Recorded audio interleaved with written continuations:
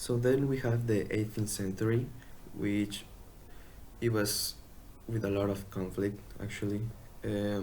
First of all, we have the Seven Years' War, which was a global conflict that five continents were involved.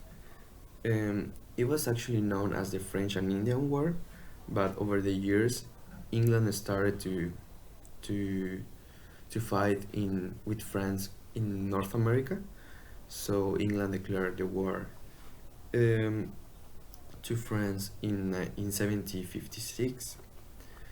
Then we have the American Revolution, which was a ideological revolution that occurred in British.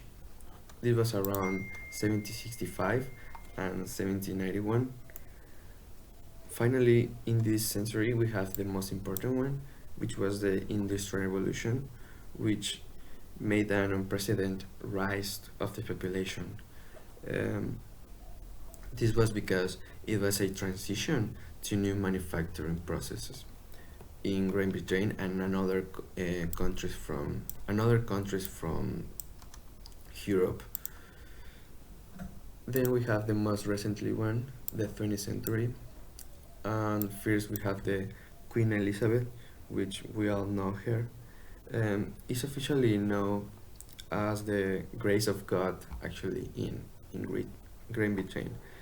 Um, she was born in April 21, 1926, in London, and she started to she became queen in 1952, and actually in 2015 she surpassed her predecessor Victoria. So she is the longest queen in British history. Later we have the World War One, which was a global conflict um, that started in 1914 and ended on 11th of November in 1918. This left a lot of casualties. It was around 40 million casualties. Uh, oh, I'm sorry for my dog.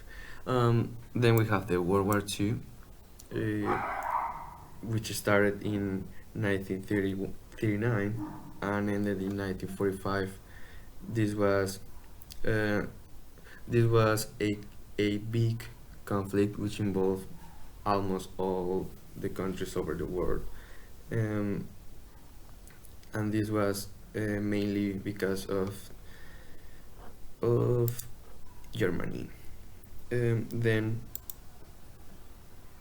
we have some other special events like Winston Churchill, um, which was a great person in a great representative in Great Britain, and the Falkland Wars, and Margaret Thatcher.